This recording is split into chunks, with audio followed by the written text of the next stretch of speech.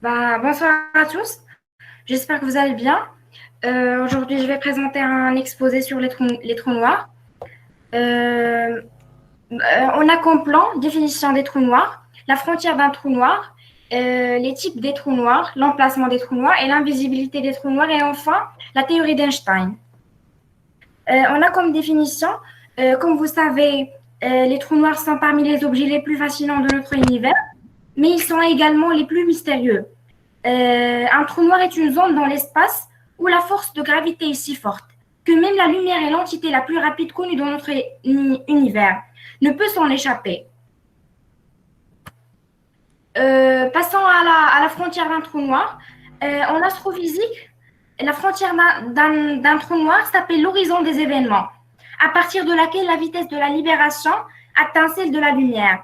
Il s'agit d'un point de non-retour au-delà duquel nous ne pouvons pas voir.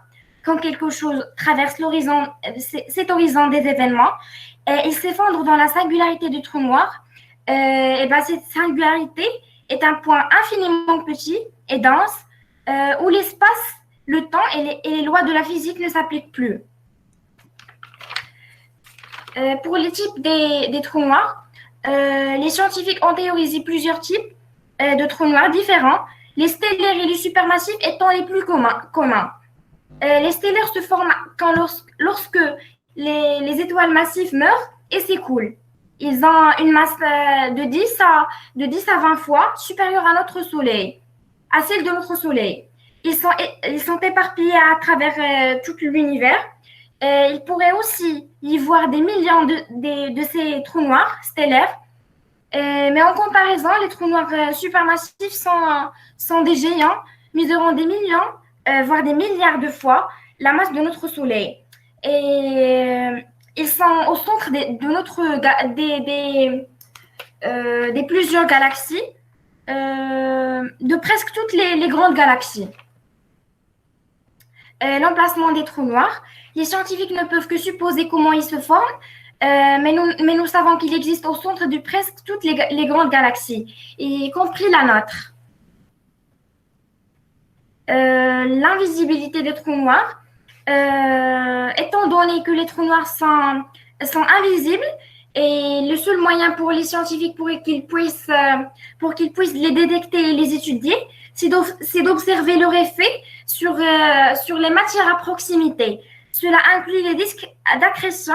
Ces disques sont composés de particules qui se forment des gaz et de la poussière, retombent vers un trou noir.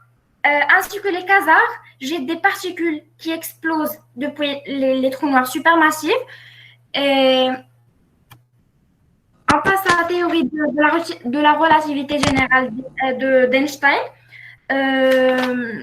Un trou noir, les trous noirs sont restés inconnus jusqu'au XXe siècle. En 1916, en utilisant la théorie de la relativité générale d'Einstein, un physicien allemand a pu calculer que toute masse peut devenir un trou noir si elle est suffisamment comprimée. Mais ce n'est qu'en 1971 que la théorie est devenue réalité. Des astronomes qui ont étudié la constellation de Cygnes ont découvert le premier trou. Un nombre incalculable de trous noirs sont dispersés à travers l'univers, déformant constamment l'espace et le temps, altérant des galaxies entières et inspirant sans cesse aussi bien que les scientifiques que notre imaginaire. J'ai terminé mon exposé. Merci pour votre attention. ميرسي بيان فاطمه الزهراء، شكرا، تبارك الله عليك، تبارك الله عليك على هذه البريزونطاسيون الزوينه. صفرتي بينا ابعد من ايمان، ووصلتينا حتى الفرونتيير ديال les trous noirs, bien sûr, qui sont des objets les plus énigmatiques et plus dangereux de l'univers. Ou bien sûr, قربتينا كذلك حتى l'horizon des événements ديال تبارك الله عليك قلتي اللي ممكن يتقال. دونك ذكرتي كذلك les types des trous noirs qui sont bien sûr les stellaires ou galactiques. Très bien, très bien. Donc Fatem Zahra,